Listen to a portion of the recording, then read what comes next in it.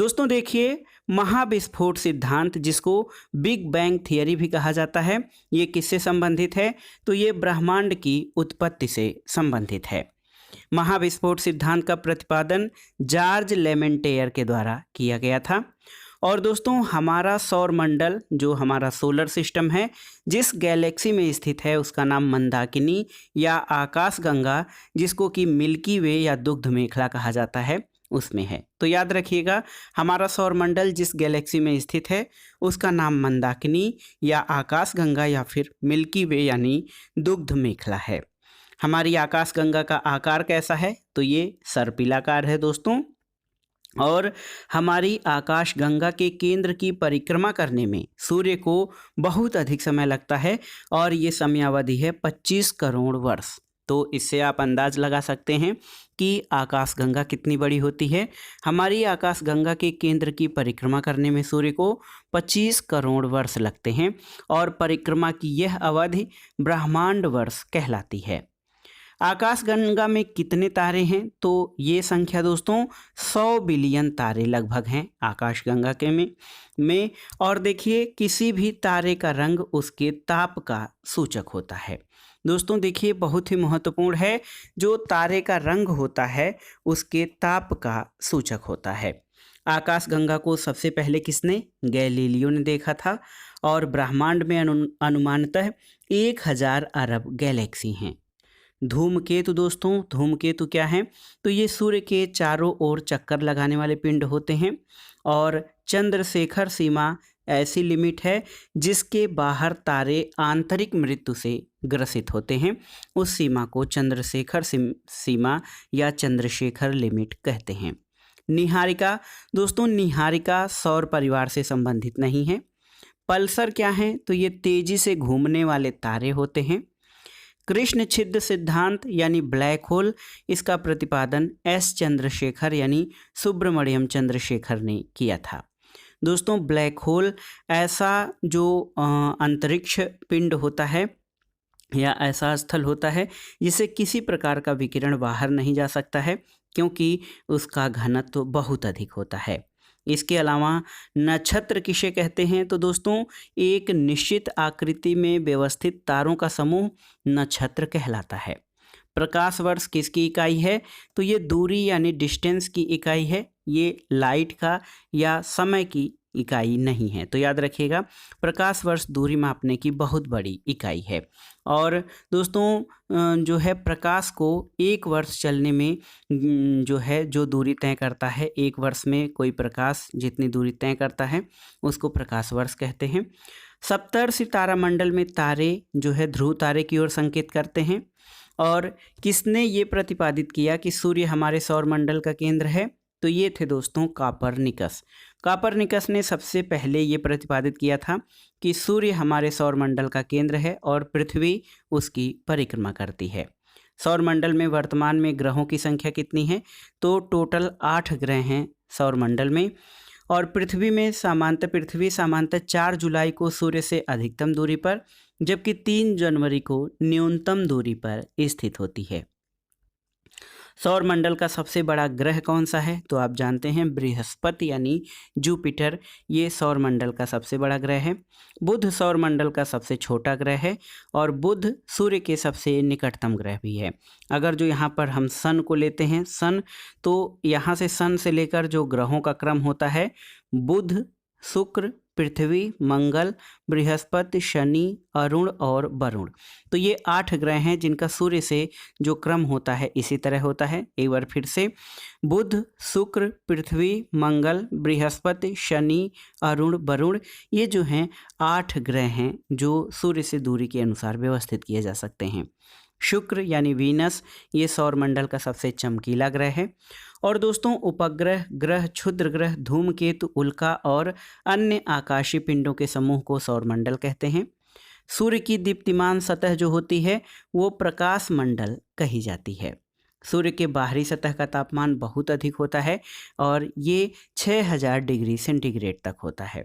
सूर्य के केंद्र में किस कारण ऊर्जा उत्पन्न होती है? तो सूर्य के केंद्र में हाइड्रोजन का हीलियम परमाणुओं में नाभिकीय संलयन होता है और यही सूर्य की ऊर्जा का स्रोत है। सूर्य ग्रहण के समय सूर्य के दिखाई देने वाले भाग को सूर्य किरीट यानी कोरोना कहा जाता है और सूर्य की आयु लगभग 4.6 बिलियन वर्ष है। सूर्य का प्रकाश पृथ्वी तक पहुंचने में 8 मिनट 19 सेकेंड यानी 499 सेकेंड का समय लगता है। मोटा मोटा इसको 500 सेकेंड कहा जाए दोस्तों, तो सूर्य का प्रकाश पृथ्वी तक पहुंचने में 500 सेकेंड का समय लगता है। सौर ज्वाला को उत्तरी ध्रुव पर क्या कहते हैं? अरोरा बोरियालिस और दक्षिणी ध्रुव पर अरोरा ऑस्ट्रेलिस कहा जाता है।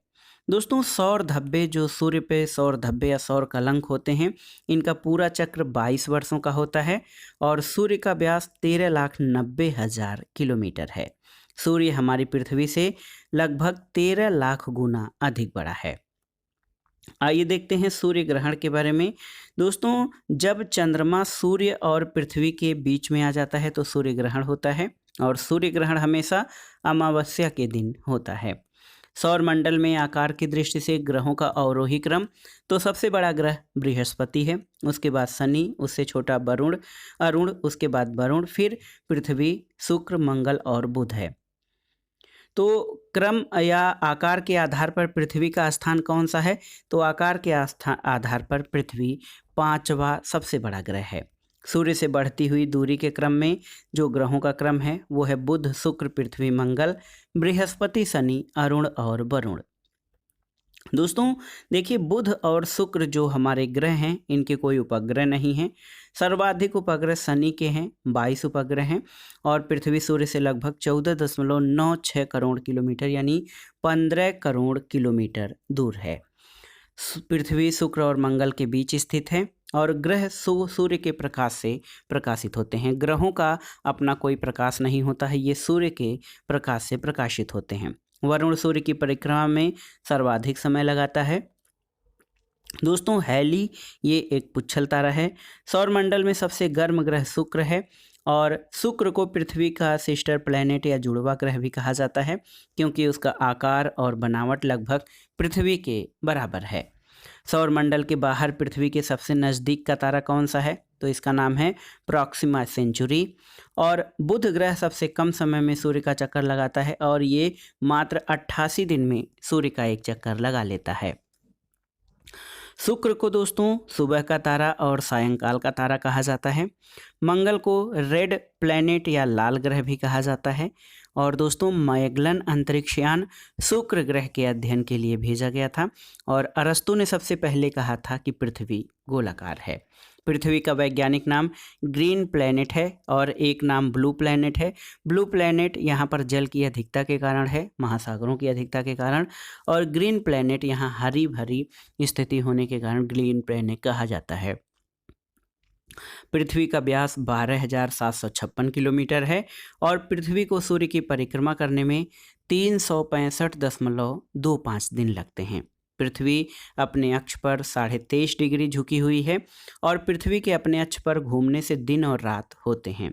पृथ्वी का अपने अक्ष पर झुका होना और सूर्य का चक्कर लगाना ये किसका कारण है? तो ये मौसम परिवर्तन का कारण है या ऋतु परिवर्तन का कारण है।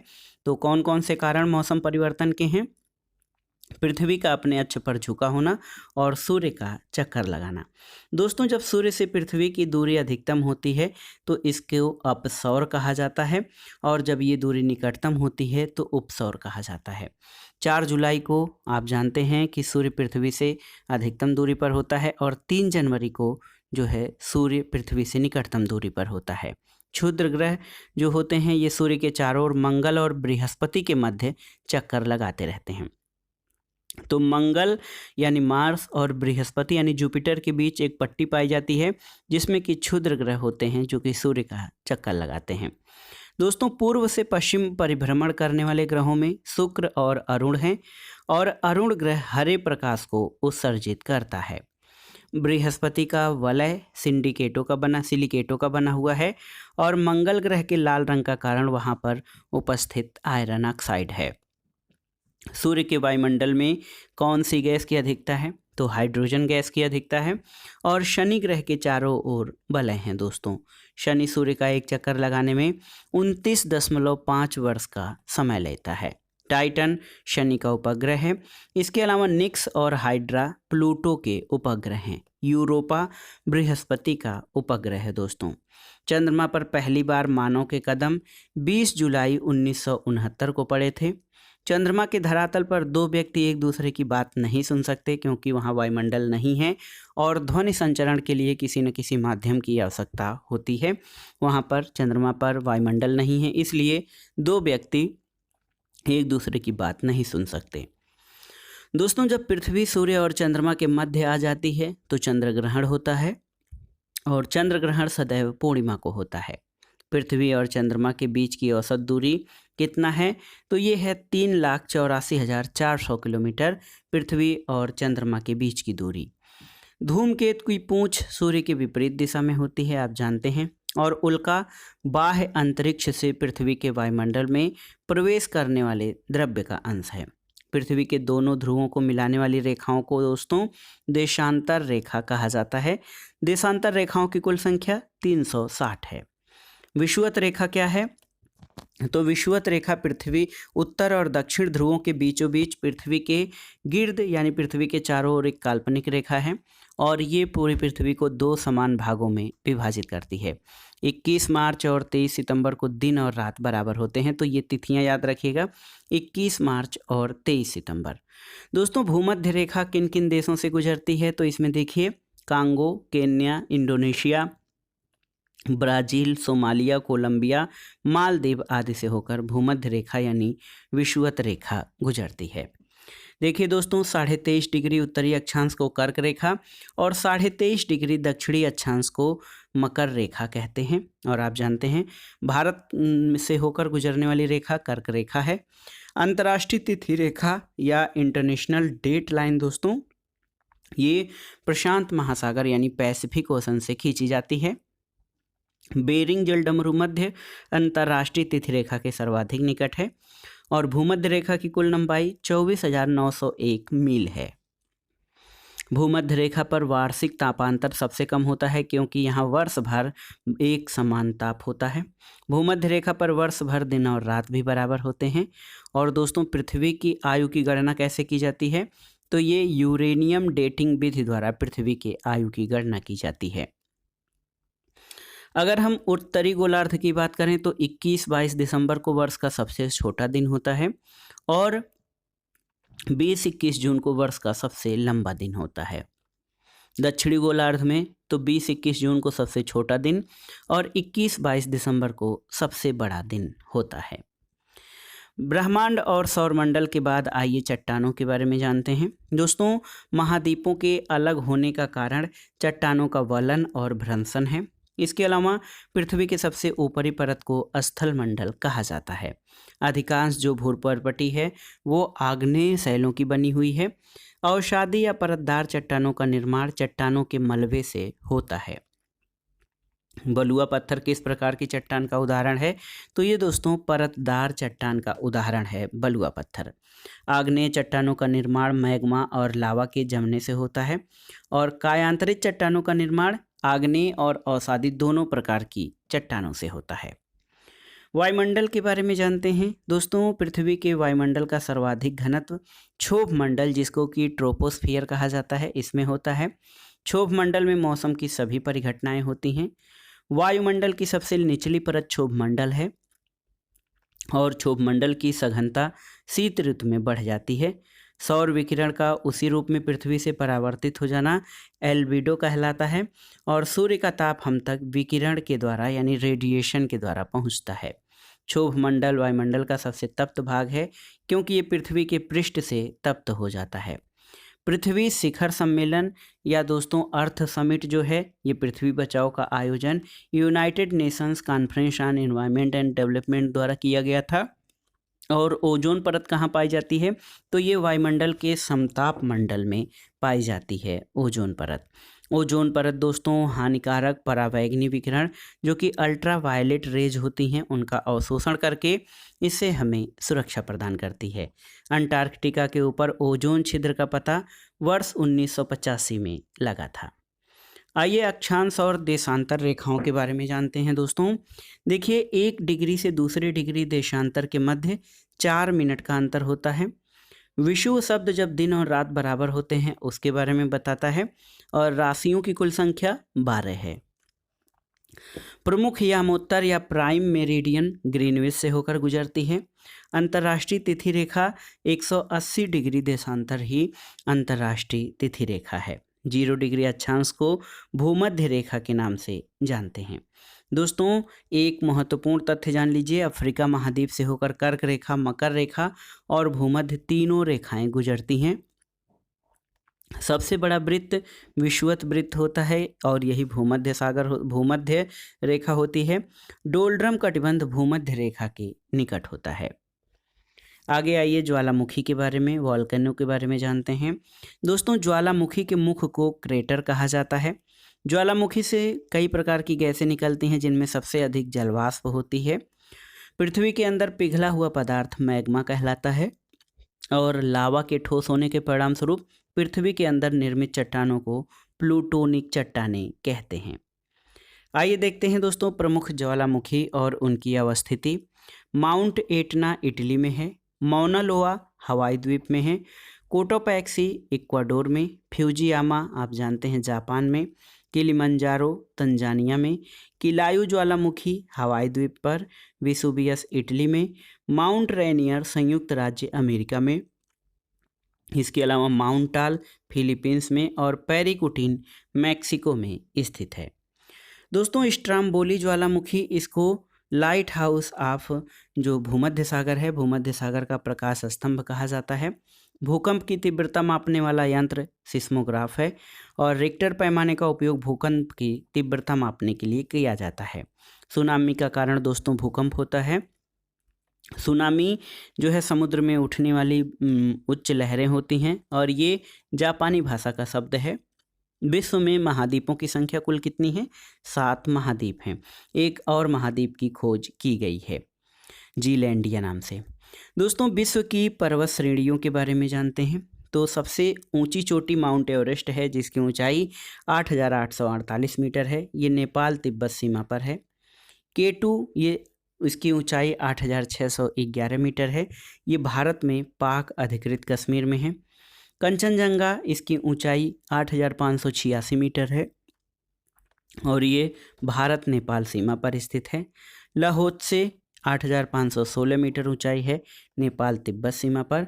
और मकालू चोटी ये 8,462 मीटर है, नेपाल तिब्बत सीमा पर स्थित है।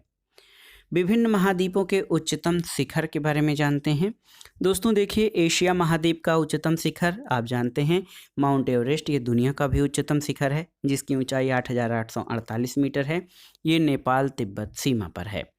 दक्षिणी अमेरिका महाद्वीप का सबसे ऊंची चोटी एकांकागुआ पर्वत है, 6,961 मीटर इसकी ऊंचाई है, और ये अर्जेंटीना में है। उत्तरी अमेरिका की सबसे ऊंची चोटी मैकिनले या डेनाली है, 6,190 मीटर, और ये अमेरिका के अलास्का में है। अफ्रीका महाद्वीप की सबसे ऊंची चोटी किलिमंजारो है, जो कि 5,895 मीटर तंजानिया में है। यूरोप की सबसे ऊंची चोटी एल्ब्रुस पर्वत है, रूस में 5,642 मीटर ऊंचा है। अंटार्कटिका का विल्सन मैसिफ है, ये सबसे ऊंची चोटी, जो कि 4,892 मीटर ऊंचा है। ऑस्ट्रेलिया में कोसी उसको चोटी सबसे ऊंची है और 2,228 मीटर इसकी ऊंचाई है। ये न्यू साउथ वेल्स स्टेट में स्थित है। क्षेत्रफल की दृष्टि से सबसे बड़ा महाद्वीप एशिया और सबसे छोटा ऑस्ट्रेलिया है। एंडीज पर्वतमाला दुनिया की सबसे लंबी पर्वत श्रृंखला है, जो दक्षिण अमेरिका महाद्वीप यानी साउथ अमेरिका में विस्तृत है। पामीर के पठार को दोस्तों विश्व की छत यानी दुनिया की छत भी कहा जाता है। और हिमालय पर्वत श्रृंखला ये वलित पर्वत फोल्डेड माउंटेन का उदाहरण है। आइए प्रमुख पर्वत और उनसे संबंधित देशों के बारे में जानते हैं। दक्षिणी आल्प्स न्यूजीलैंड में है, व्हाइट पर्वत संयुक्त राज्य अमेरिका में, ब्लैक फॉरेस्ट जर्मनी में, अराकान योमा म्यांमार में, आल्प्स पर्वत श्रृंखला ये यूरोप महाद्वीप में है, और एटलस पर्वत अफ्रीका महाद्वीप में स्थित है। डेथ वैली या मृत घाटी दोस्तों संयुक्त राज्य अमेरिका में है। जो अत्यधिक तापमान और उष्णता के लिए जानी जाती है। पंजशीर घाटी ये अफगानिस्तान में है। ग्रेट बेसिन संयुक्त राज्य अमेरिका में है और राजाओं की घाटी मिस्र में स्थित है। मरुस्थलों के बारे में जानते हैं दोस्तों। संसार का सबसे बड़ा मरुस्थल सहारा मरुस्थल है, अफ्रीका महाद्वीप के उत्तरी पश्चिमी भाग में है और दक्षिणी अमेरिका को पक्षियों का महाद्वीप कहते हैं। मरुस्थल के बारे में आइए जान लेते हैं। टकला मकान मरुस्थल ये चीन में है। गोबी मरुस्थल मंगोलिया और चीन में विस्तृत है। अटाकामा मरुस्थल ये चिली दक्षिण अमेरिका में। कालाहारी मरुस्थल ये अफ्रीका में बोत्सवाना में। थार तो ये एशिया भारत और पाकिस्तान में। और ग्रेट विक्टोरिया मरुस्थल ये ऑस्ट्रेलिया में स्थित है। आइए देखते हैं दुनिया के प्रमुख घास के मैदान और उनकी अवस्थिति। तो कैंपास घास के मैदान ब्राजीलियन उच्च भूमि पर हैं। पंपास अर्जेंटीना और उरुग्वे में। स्टेपीज पश्चिमी रूस और मध्य एशिया में। लानोज मैदान वेनेजुएला में। वेल्ड तो ये दक्षिण अफ्रीका में और डाउन्स ऑस्ट्रेलिया में पाए जाने वाले घास के मैदान हैं। क्षेत्रफल की दृष्टि से दुनिया के 7 बड़े देश कौन कौन से हैं तो आप देख सकते हैं। पहले नंबर पर रूस, फिर कनाडा, उसके बाद चीन, संयुक्त राज्य अमेरिका, ब्राज़ील, ऑस्ट्रेलिया और भारत हैं। भारत दोस्तों क्षेत्रफल के आधार पर दुनिया का 7वां बड़ा देश है। बांग्लादेश की भारत के साथ सबसे लंबी स्थलीय सीमा लगती है और अफ्रीका को डार्क कॉन्टिनेंट या अंधकारमय महाद्वीप कहा जाता है। संसार का सबसे बड़ा द्वीप ग्रीनलैंड है। और हार्न ऑफ अफ्रीका यानी अफ्रीका की सींग में कौन कौन से देश शामिल हैं तो सोमालिया, इथोपिया, इरिट्रिया और जिबूती शामिल है। ग्रीनलैंड पर वर्तमान में किसका तो डेनमार्क का अधिकार है। आइए कुछ देश और उनके पुराने नामों के बारे में जानते हैं। ताइवान का पुराना नाम फॉर्मोसा था। म्यांमार का बर्मा, थाईलैंड का सियाम, इराक का मेसोपोटामिया, जिम्बाब्वे का दक्षिणी रोडेशिया और जाम्बिया का उत्तरी रोडेशिया पुराना नाम था। मैकमोहन लाइन भारत और चीन की सीमा बनाती है। रेड क्लिफ लाइन भारत और पाकिस्तान के बीच है। देश और उनकी राजधानियां देख लेते हैं। उज्बेकिस्तान की राजधानी ताशकंद है। पेरू की राजधानी लीमा, न्यूजीलैंड की राजधानी विलिंगटन, जापान की टोक्यो, ऑस्ट्रिया की वियना, चिली की सेंटियागो, ब्यूनस आयर्स की दोस्तों अर्जेंटीना की ब्यूनस आयर्स, इसके अलावा उत्तर कोरिया की प्योंगयांग, इथोपिया की अदिस अबाबा, थाईलैंड की राजधानी बैंकॉक, घाना की राजधानी अक्रा, केन्या की नैरोबी और नामीबिया की राजधानी विंडहाक है। इसके अलावा नाइजीरिया की राजधानी अबूजा, जाम्बिया की लुसाका, उगांडा की कंपाला और यूक्रेन की राजधानी कीव है।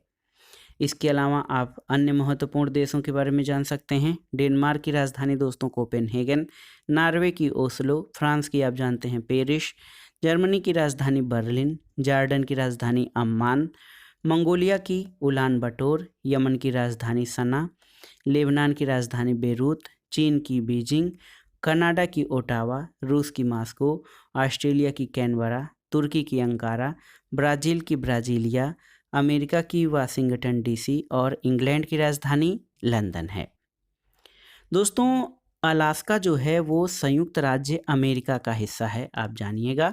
अलास्का जो क्षेत्र है ये संयुक्त राज्य अमेरिका का है और मध्य रात्रि का सूर्य उत्तरी ध्रुव पर दिखाई देता है। आइए देख लेते हैं दोस्तों यहाँ पर बहुत ही महत्वपूर्ण भौगोलिक उपनाम और उनसे संबंधित देश या नगरों के बारे में। देखिए दोस्तों हजारों झीलों का देश किसको कहा जाता है तो हजारों झीलों का जो देश है ये फिनलैंड को कहते हैं। मोतियों का द्वीप बहरीन को, पूर्वी समुद्र की स्वामिनी श्रीलंका को, अमेरिका का पेरिस ब्यूनस आयर्स को और पश्चिम का द्वार दोस्तों इस्तांबुल को, श्वेत हाथी की भूमि थाईलैंड को, सूर्योदय का देश जापान है, शहरों का शहर वेनिस है और स्वर्ण द्वार का नगर सैन फ्रांसिस्को और पूर्व का मैनचेस्टर जापान के ओसाका को कहा जाता है। तो दोस्तों ये था आज का वीडियो। यूपीपीसीएस प्रारंभिक परीक्षा और अन्य प्रतियोगी परीक्षाओं के लिए हमने वन लाइनर फॉर्म में विश्व के भूगोल से संबंधित महत्वपूर्ण प्रश्नों को रिवाइज किया और ये जो प्रश्न हैं आपके आगामी अन्य परीक्षाओं के लिए रिवीजन और तैयारी की दृष्टि से महत्वपूर्ण होंगे। आप इन प्रश्नों को तैयार कर लीजिएगा। वीडियो आपको कैसा लगा हमें कमेंट बॉक्स में ज़रूर बताइएगा।